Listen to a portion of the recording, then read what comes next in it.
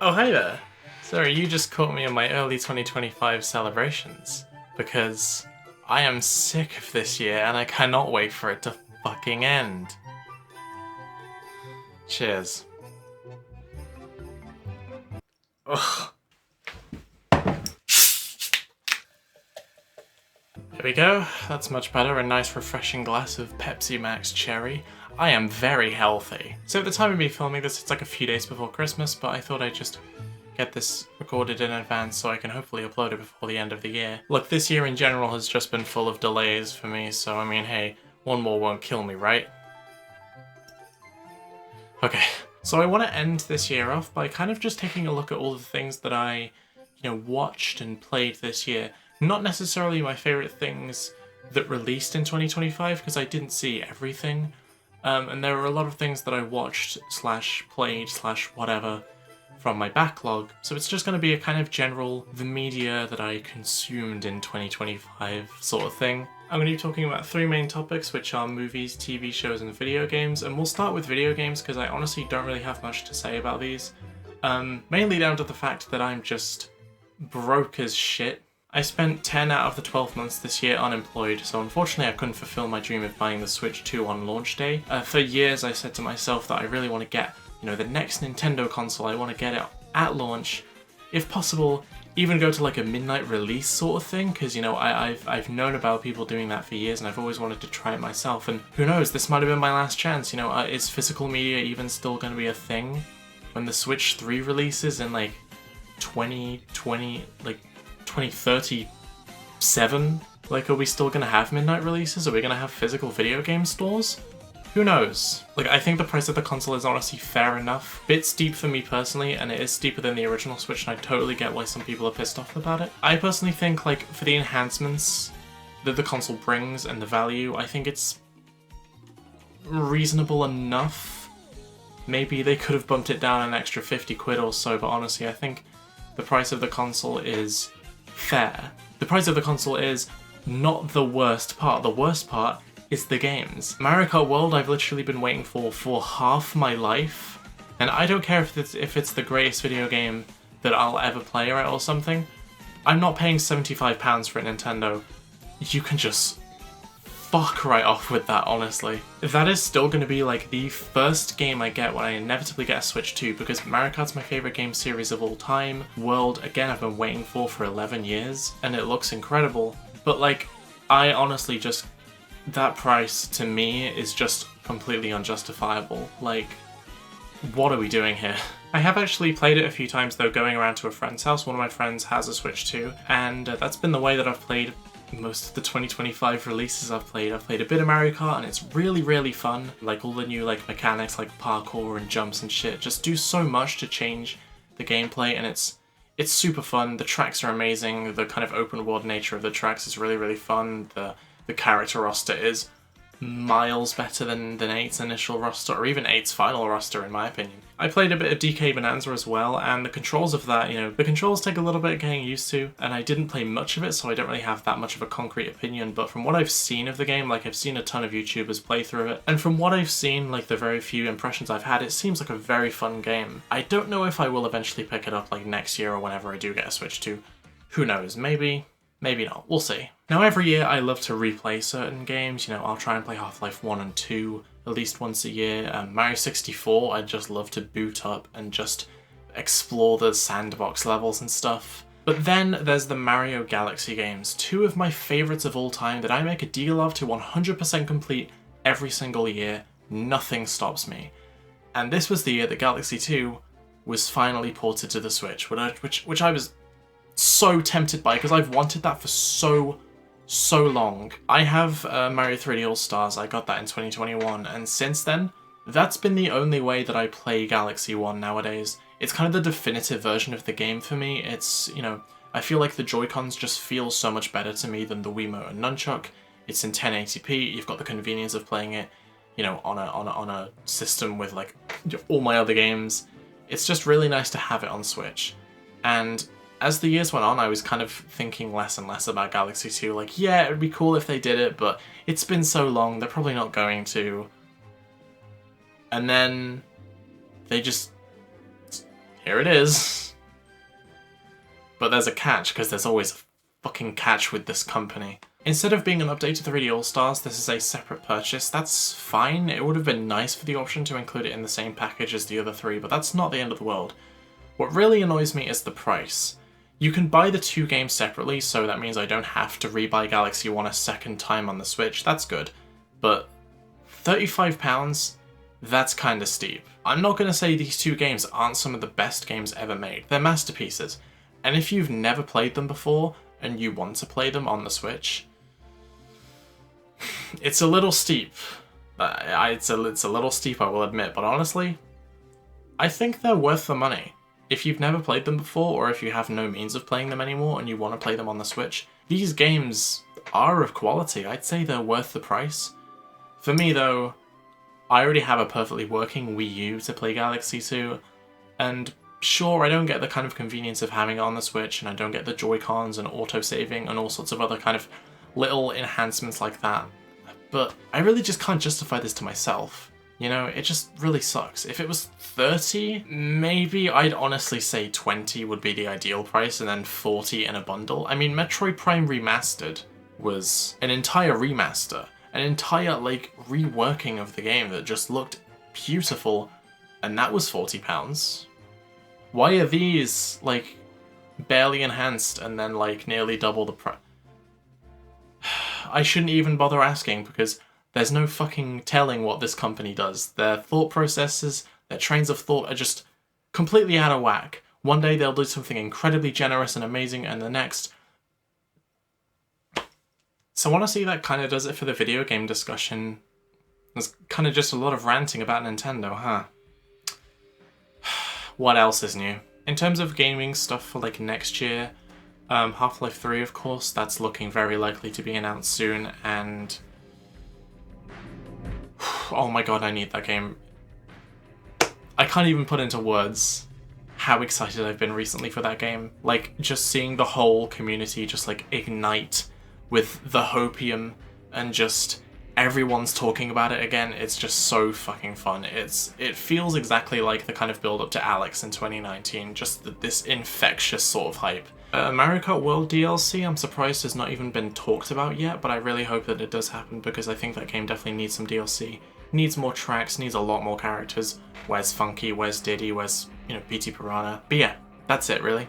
I really hope this time next year when I make a video of this for 2026, I have much more to talk about in the way of video games, but I'm now just going to move on to movies and TV shows. I'm kind of going to talk about both films and shows, just kind of together, flip-flop between them in this section. So, without further ado, what was the first film that I watched in 2025? Well, it was a little-known film from the previous year, directed by Francis Ford Coppola, called Megalopolis.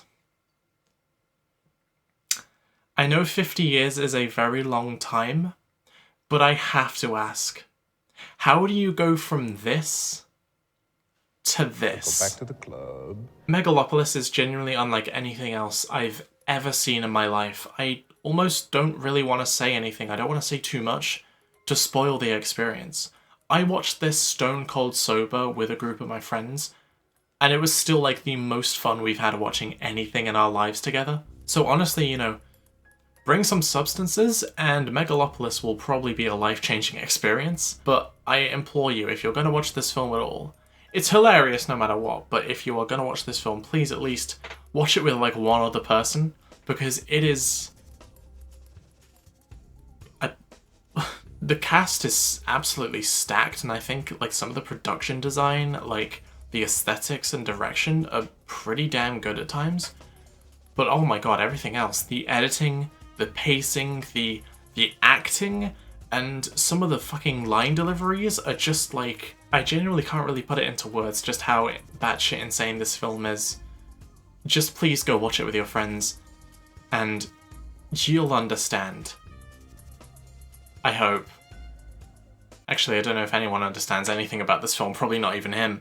Now, the first film I watched this year that was actually somewhat competent was I Saw the TV Glow, a film that sent shockwaves throughout the trans community when it came out back in 2024.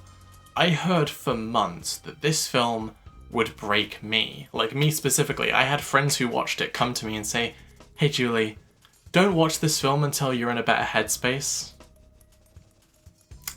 I did not wait until I was in a better headspace. In fact, I actively was like feeling like shit one night in February, and I was like, man, I want to cry. I'm gonna watch I Saw the TV Glow. And I didn't cry. It didn't work. My plan didn't work. I just felt horrifically numb and just completely in shock as to what I just saw. This film has made me feel like no other film has made me feel in my life. It's so viscerally upsetting to me, but also I fucking love it. Like, it's one of the best films I've ever seen and it means a lot to me, but I never want to watch it again. Yes, it's about transition, but you don't need to be trans to watch it or to even understand the kind of central themes of, you know, childhood and regret and change, stuff like that. It's such a beautiful film, both in the kind of the messages and the subtext and everything, and also just generally it looks beautiful. The lighting and cinematography and editing are incredible. The kind of middle part where it becomes like kind of like a horror, like it just really leans into the horror with that like kind of final tape, is like, Jesus Christ, like my skin was crawling. I've never been like so engrossed in anything horror like that in a long time, because I'm not really a horror person. It's definitely more of a psychological horror, but my god, it is such a good psychological horror. It is just amazing. Yeah, it's shot great, it looks great, it also sounds great. The soundtrack is incredible. Both the original soundtrack by Alex G and the kind of, you know, soundtrack, you know, like a bunch of artists did covers for the soundtrack, and there's a bunch of like other licensed music. It all sounds great. You know, the soundtrack has been on repeat for me this entire year. It's generally like an incredible film. I really don't know what else to say, and again, I kind of don't want to say too much to... It's a film that I think needs to be seen to be believed. It doesn't work for everyone, and that's completely fine. I've had some of my friends say that they watched it and felt absolutely nothing and thought it was a bit pretentious. I heavily disagree, but I can kind of understand that viewpoint, and that's fine. Not everyone's gonna like it. But I implore anyone to, you know, that's kind of not necessarily even had thoughts about like their gender identity, but other things like that. Just thoughts of being unsure about yourself, about your place in the world, things like that. I think this film does a good job of kind of prodding at those anxieties and making some incredibly effective horror out of them. God, it's just so good. Again, I really don't want to rewatch it though, because oh my fucking god, I don't think I could emotionally handle that. I haven't gone back and watched Jane Schoenbrun's debut film yet. We're All Going to the World's Fair. I got spoiled on most of the plot by a video essay I watched earlier this year, but I still do want to watch it just because it looks amazing and because I want to check out the rest of their stuff. And their next film, Teenage Sex and Death at Camp Miasma? Everything I've heard about that, it's got Gillian Anderson in it, and just the whole like premise and the cast of that film sounds great. Apparently it's coming out next year, 2026. Super excited for that. Can still taste a bit of whiskey in that. This first film I watched in cinemas this year. Day one, baby. We saw this bad boy on day one. And because of that, thankfully, I didn't get assaulted by buckets of popcorn and a live chicken. Yeah, a Minecraft movie. I mean, I gotta admit, I didn't despise it. It's like the perfect 5 out of 10 movie. I can't in good conscience give it anything higher than that. But it's honestly way more competent and entertaining, albeit mostly unintentionally, than I was expecting it to be. Jack Black and Jason Momoa are the MVPs, but Danielle Brooks has some good moments. I think Emma Myers' character is also really adorable. She's just got this infectious energy that I really love. The like worst character of like the main cast, like the main human cast, is the kid. I don't even remember the actor's name, and that's no disrespect to him. I think he did a fine enough job with the material, but like everyone else was better than him. I honestly, like, because we saw this day one, we obviously didn't know that people were going to be reciting every single Jack Black meme line after he says it. But I swear to God, I've never had an experience in a theatre like this, because over here in the UK, it's much more common in like the US, you know, you see like people's reactions to like shit like, you know, Avengers Infinity War in the cinema, and they're cheering like every 5 seconds, and it's just like the most obnoxious thing ever. We don't really do anything like that over here in the UK, at least not me. I've never been in a screening like that until the Minecraft movie, where like less than 5 minutes in, when Jack Black says flint and steel, and all of a sudden like there was this chorus around me in the cinema of people saying flint and steel in the same cadence, and I just like turned to my friends and I was like, we were like, oh, this is gonna be one of those screenings. And every time there was a fucking line from the trailer, every time he said something goofy, the whole theatre just kind of said it in unison, and God, the fucking dread in this pit of my stomach that I felt leading up to the chicken jockey moment was like incredible. I've never felt like that in a cinema before. And then when it finally happened, I tried to join in, but I started laughing after saying "chi." Like, I couldn't even get past the first syllable without just cracking up. Yeah, it was honestly incredible. It made it a very memorable experience. As a joke, like a few months later at like a hangout at like one of our friends' houses, we put on the film. Much less memorable and less entertaining that time. I feel like most of the goodwill I give this film is just down to the experience I had in the cinema. Although again, I do think it has some redeeming-ish qualities. I honestly think all of the kind of domestic stuff like before they enter the Minecraft world is kind of funny. It kind of works. Some of it is like actually entertaining. Again, I think most of the cast does a really great job. I love Jason Momoa's character. He's such a loser, and he plays loser really, really well. Yeah, it's not a good film, but it was a good experience. Now, I can't go through this video anymore without mentioning my bestie, May, also known on YouTube as Dr. Disco. She doesn't really make much content anymore, but she's got a great backlog that I really encourage everyone to check out. I actually got the idea to do this video because she did a similar one last year, so thanks for letting me steal your video idea, bestie. Love you. We met online around April, May, and a lot of the shows and films that I watched this year, I watched either on her recommendation or us just straight up watching them together in Discord calls with our friends. One of the films we watched together was Superman, which I liked. I didn't see it in the cinema because I just wasn't terribly interested. I'm not that big into superhero films anymore, and when I was always kind of more into Marvel. And although Superman again did look great, like, you know, James Gunn was at the helm, even then I wasn't like super hyped about it, but when I eventually got around to it, yeah, it's pretty good. It's got his signature style in it.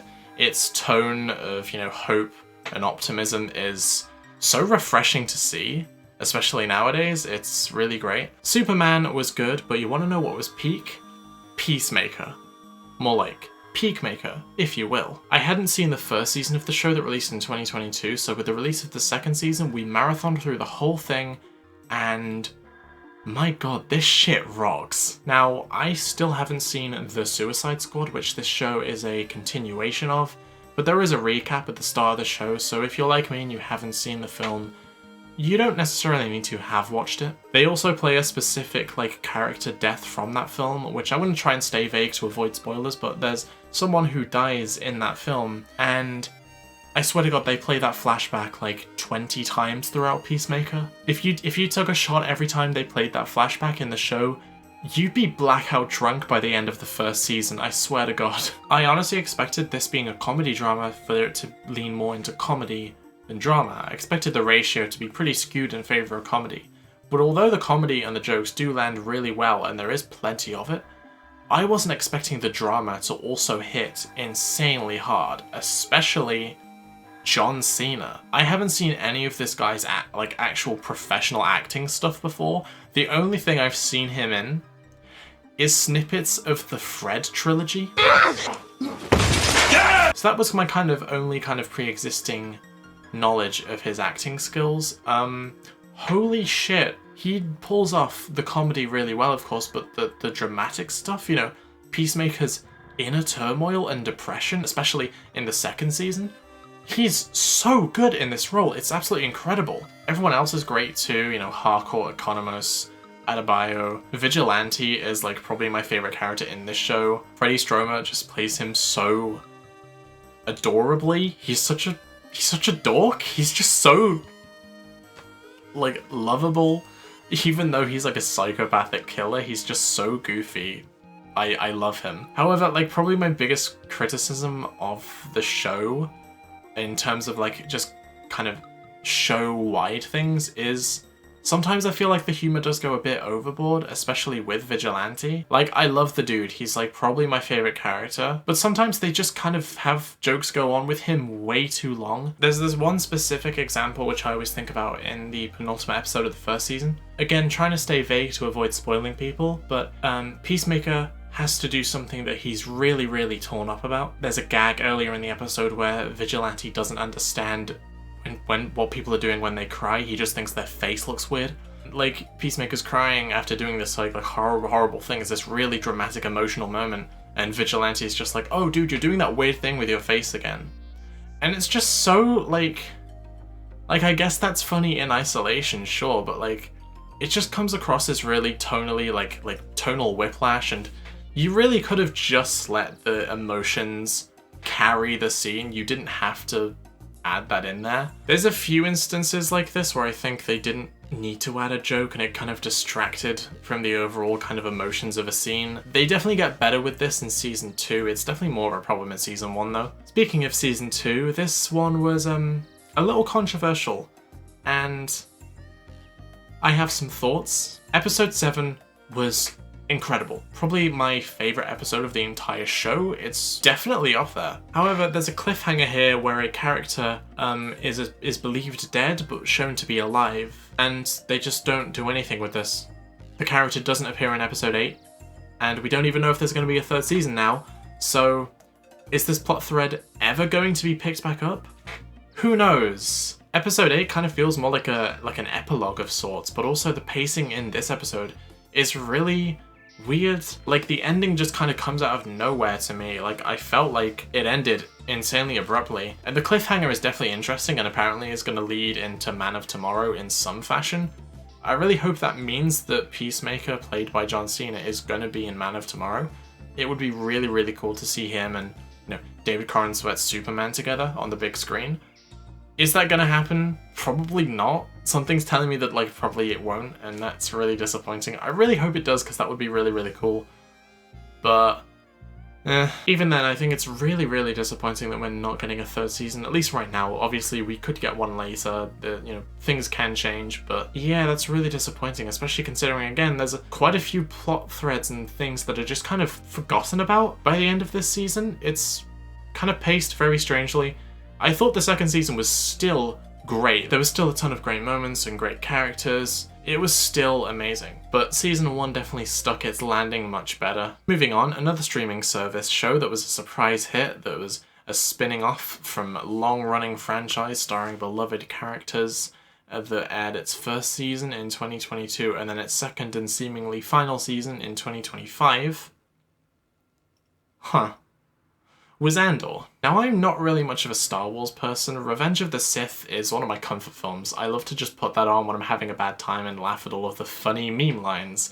But aside from that, Rogue One, A New Hope, and the first season of The Mandalorian, I haven't actually sat down and fully watched any other Star Wars media.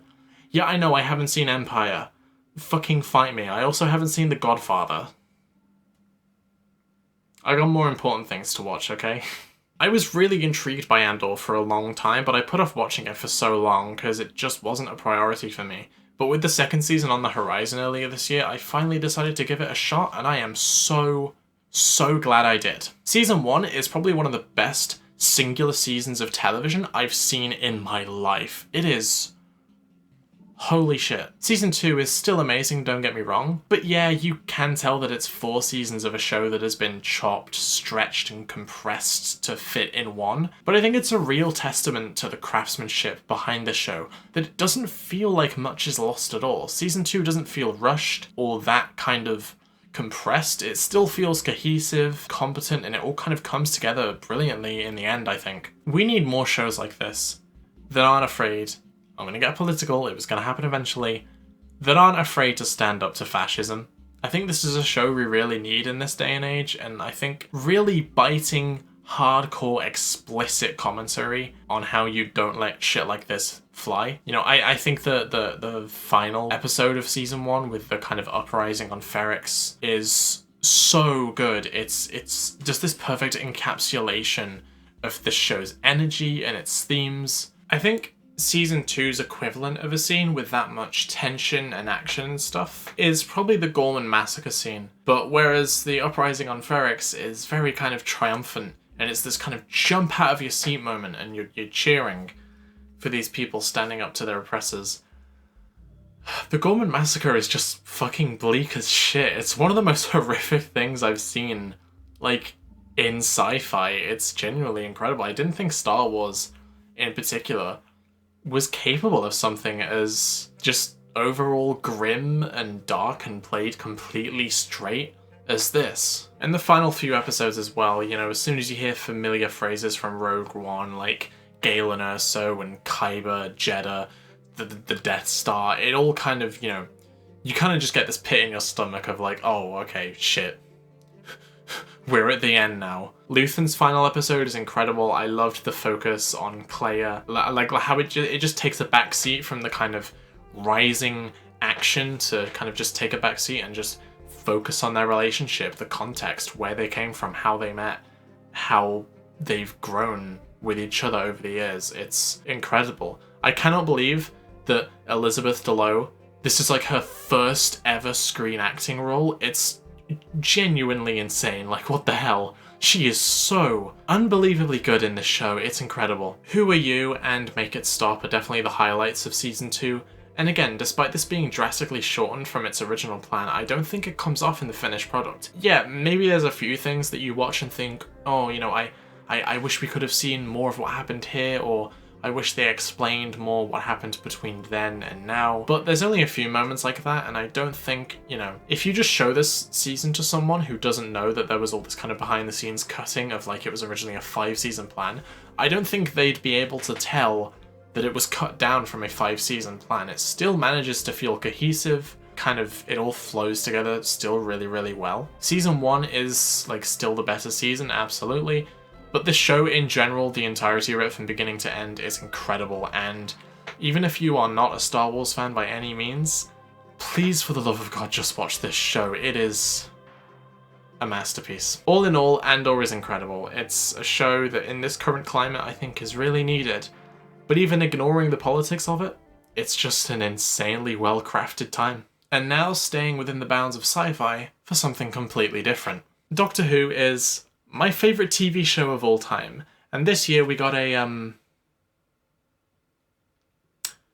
pretty controversial season of it. This show is literally the first thing I remember loving aside from my family. I have several core memories of watching the first Russell T Davies era as a young child and being completely and utterly enamoured with it. My obsession with the show started to die down around 2017 with the switch from Moffat to Chibnall.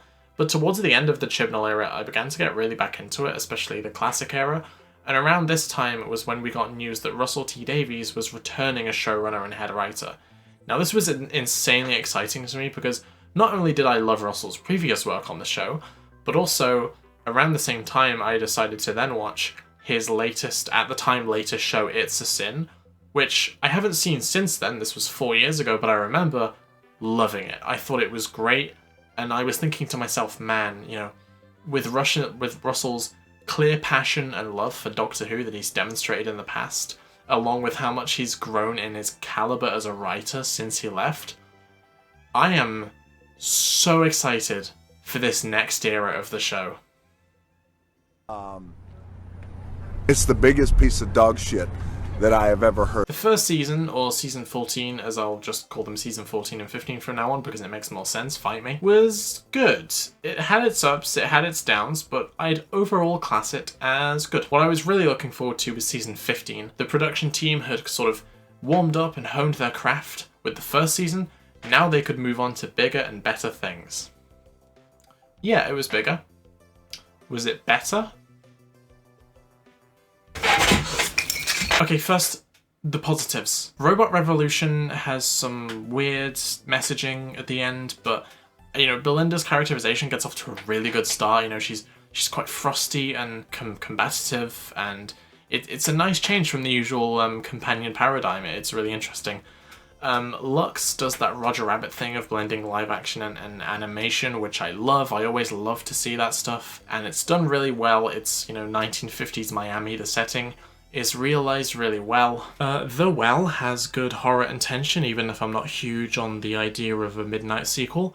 Lucky Day, I'm not huge on the character of Conrad, but I think Jonah Harwood-King does a great performance, and it's a good concept for an episode. The story and the engine is probably my favourite episode of the series. I honestly cannot think of a negative thing about it to say off the top of my head. It's got some great performances, some lovely animation, animated segments.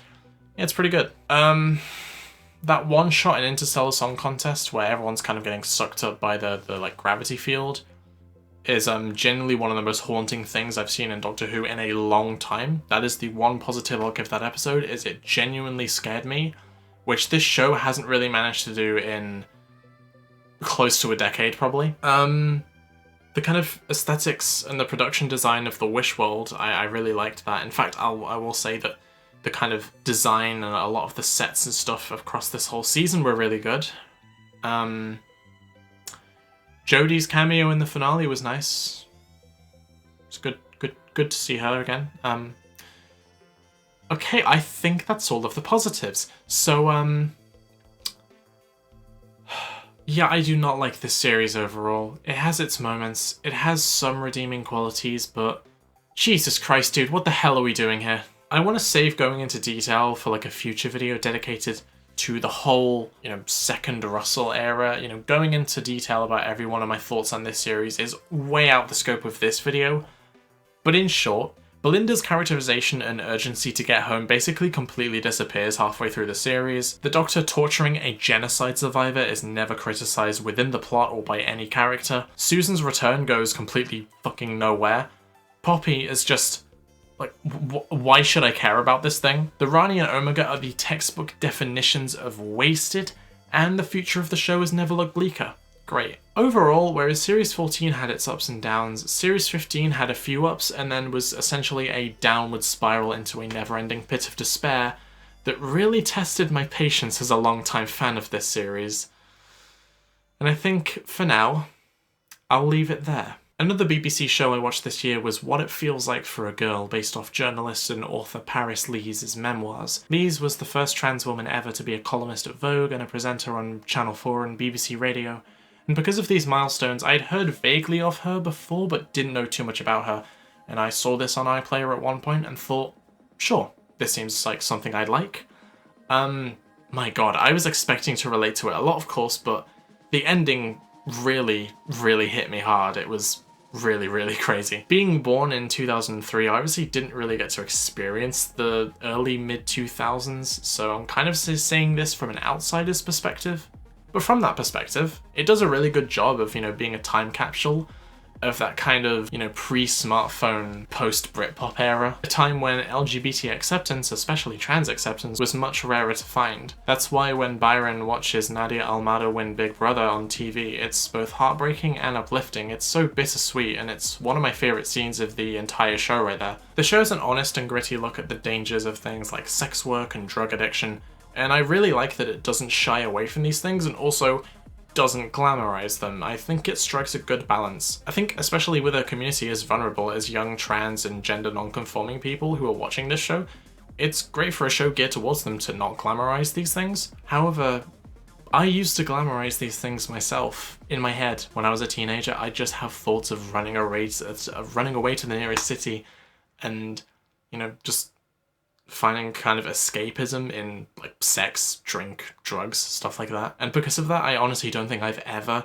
seen myself reflected as much in a character as I have with Byron. I relate to their thought processes and their emotions and their feelings so well. That's probably why the ending hit me so hard, to see them actually make something out of their life. I'd recommend this show, honestly, not to just trans people, but to any young person who has similar feelings of just wanting a new life. It captures that kind of angst and the yearning so perfectly well.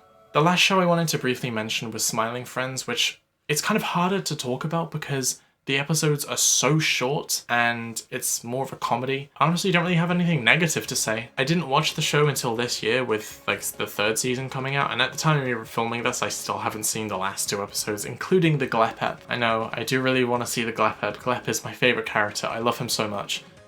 I'll get around to it soon, I've just been really busy, okay? But yeah, Smiling Friends is great, I really love it, and at some point next year I want to do like a ranking of every episode of the entire show. So stay tuned for that. Now, to round out this video, I want to talk in depth, or a bit more in depth than I've been talking about everything else, about my 3 favourite films of the year. Before that though, here are a few honourable mentions of films that I watched this year. The Celebration is a really great Danish indie film from the 90s that my friend Robin recommended to me, and it's really great. It's got some really great direction and editing, it's got some really inventive shots. It's insanely dark, like the subject matter it deals with, but it's also like really funny. Like the fact that it manages to make such good, well-landing humour with this subject matter is kind of an incredible achievement, honestly. It's really, really entertaining. I really, really would recommend it. I really wanted to watch like a lot of horror films in the lead up to Halloween, but the only ones I got around to were both Japanese films from 1997. Honestly, that was a complete coincidence. Cure and Perfect Blue. Cure is incredible. Really, really loved this film. It just keeps going and just like keeps twisting and turning in ways you wouldn't expect, and it's got some incredible moments of like thriller. I honestly can't even really put it into words. It is an incredible film. And Perfect Blue is also really good. It's also a kind of, it's a bit more psychological. It's full of misdirects and like dream sequences and stuff, and you're never sure what's quite real or not. Really, really cool. I watched Heat and Collateral for the first time, both this year. Heat has been on my radar for a long time. I've been meaning to get around to that film for so long, and I'm so glad I did. It's genuinely incredible. It's very, very quickly become one of my favourite films of all time. Collateral is also really damn good. Most people I've talked to said they prefer Collateral, and they definitely preferred it after a rewatch. At the minute, I've only seen both films once, and I prefer Heat. It is really close. They are both incredible films. But yeah. And finally, one I watched very recently was Blue Jean, which is on BBC iPlayer right now. It's set in the 1980s, and I don't know if they filmed it on like old film cameras or film stock or something, or if it's just really, really good editing, like color grading and stuff like that. But it looks like it was shot in the 80s. I love the way this film looks and the way it's shot. It looks incredible, and it's really well acted as well. It's a really, really great drama about Section 28 and its impact on just ordinary people in the 80s and how like deeply it affected the community. But with the honourable mentions out of the way, now it's time to finally get into my 3 favourite films of 2025, starting with number 3, Sinners. I didn't watch Sinners until November 1st. Great timing on my part. I heard a lot about this film when it initially released, I think around April, May of this year.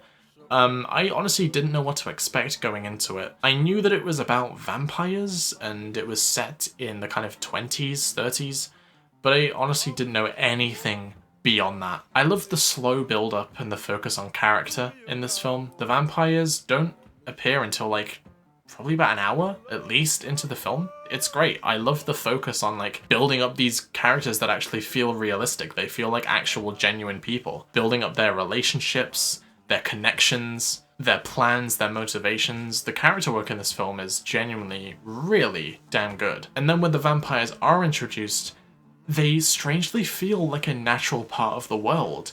They feel, and I know this is going to sound really weird, but they almost feel realistic. Just the way that they're like, the lore is. The fact that there kind of isn't really any lore. They're not over-explained, they're not like these built-up antagonists or like a known species.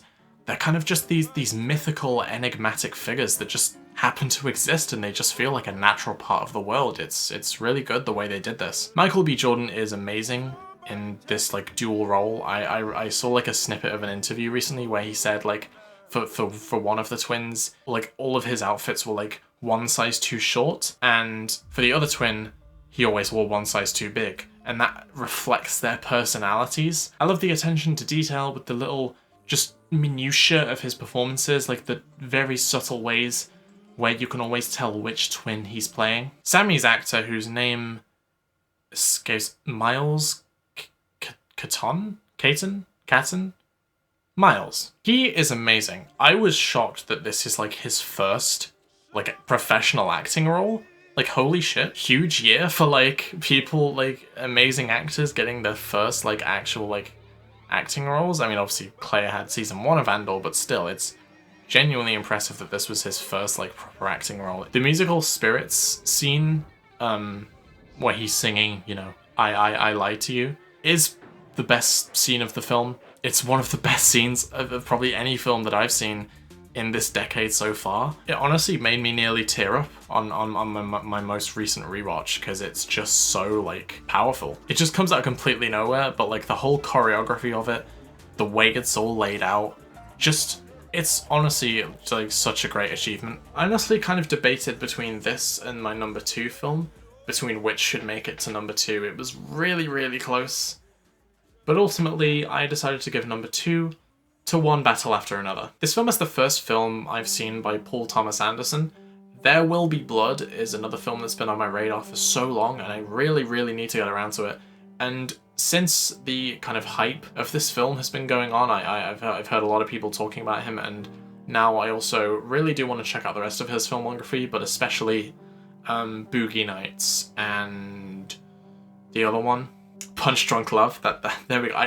I got there in the end. What a first impression. This film is incredible. This film is carried by the friendship between Bob and Sensei, in my opinion. Their chemistry, Leo DiCaprio and Benicio del Toro, their chemistry on screen is genuinely impeccable. I've never been like so endeared towards just like a real friendship, like a bromance between two characters on screen before. They're so endearing and wholesome, and they're just two guys. They're just two guys having one small beer after another, and I love them. That line, few small beers, is ingrained in my mind. I mean, Benicio is the MVP of this film. Sensei has so many good lines. There are so many good lines in this film, period, you know. Courage, Bob, courage. I am not a homosexual. I am a Christmas adventurer. The comedy is on point, but it also does the like kind of political and drama stuff so amazingly well too. The tone balance is done really, really well. The cinematography is absolutely insane. The rising and falling road scene at the climax is incredible. Like, I am so glad I went to see this film in the cinema, because I don't think watching it at home would have nearly the same effect. Like, I actually felt like genuine vertigo. I was on like the edge of my seat during that whole sequence. It was so good.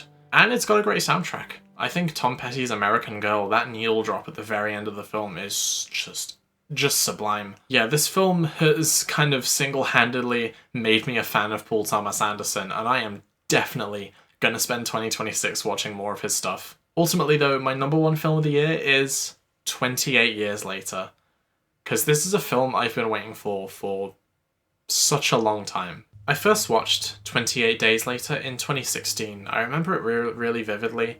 Me and my mum had just moved house, and we didn't have internet. You know, we didn't have Netflix or Amazon Prime or anything like that, so we relied on our back catalogue of DVDs, and 28 Days Later caught my eye, and I thought, why don't we watch this? Despite me being 13, she was like, sure.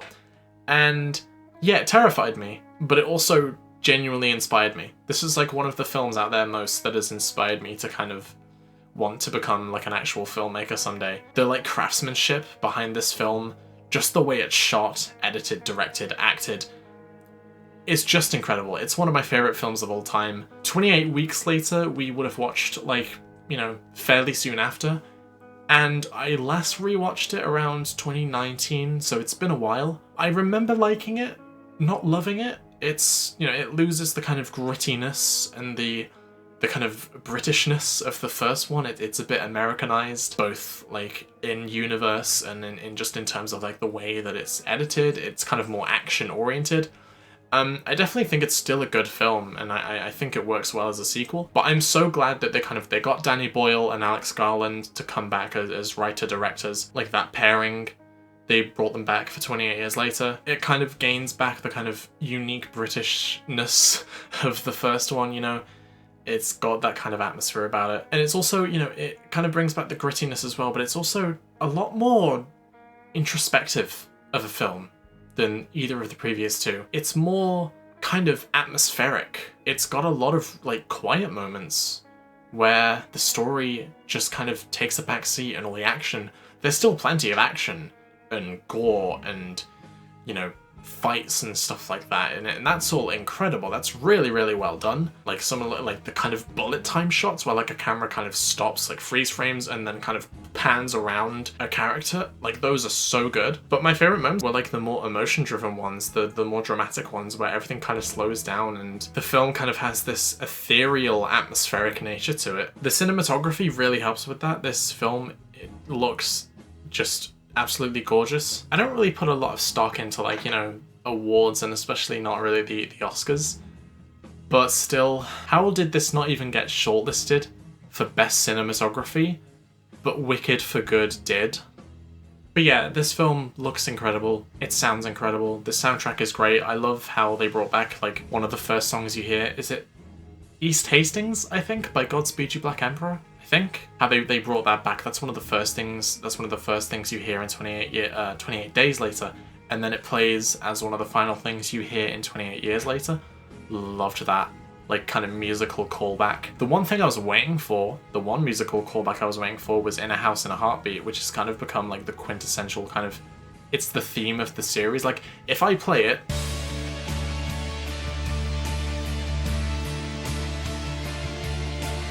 you've heard that before, right? Everyone's heard it before, whether you've seen the films or not.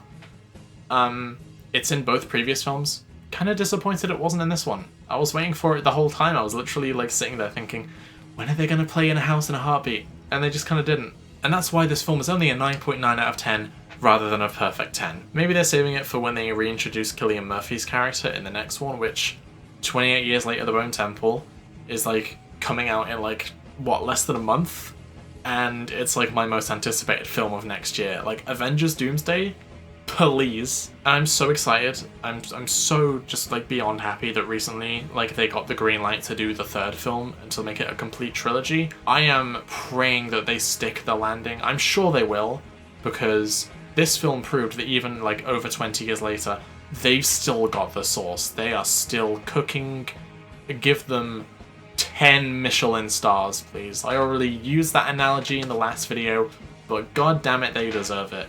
This film is incredible. It made me feel, it made me cry, honestly. There's a plot point, there's a plot point in this film which I would just say I can really relate to, really hit me like really close to home, and it made me sob my eyes out in the cinema. And I didn't expect this film to be able to do that, and I'm so happy it did, because I just really, really love it for that. So those are my three favourite films: Sinners, One Battle After Another, and 28 Years Later. Obviously, like I just said, 28 Years Later, The Bone Temple is like my most anticipated film of next year, but it's releasing in January, so I'm going to have the next 11 months to kind of find something else to be excited about. There's probably a few other films that, like, oh, The Odyssey recently got its first trailer, and it looks pretty interesting. Chris Nolan is one of my favourite directors, so I'm definitely going to check that out. But like, other than that, I can't really think off the top of my head any other films that I'm kind of looking forward to next year, but I'm sure I'll find something, and I really do want to try and see as many movies of next year as I can, because only in 2025 was like kind of the first year where I've actually actively tried to watch a lot of new things that are coming out, and I really want to kind of continue that and do more of that as the years go on. I want to kind of be actively watching like new releases more than I have been, so who knows, maybe next year we'll find some like genuine surprises of things that I will watch and actually turn out to be incredibly pleasantly surprised by. Like, I didn't expect to love Sinners, I didn't expect to love One Battle After Another, but they both became some of my favourite films I've seen this decade, so here's to more of that next year. Anyway, I'm rambling. I really need to wrap this video up, get it edited, and get it out before the end of the year. So thank you guys so much for watching, and here's to next year hopefully being at least 1% more bearable than this one was. Cheers.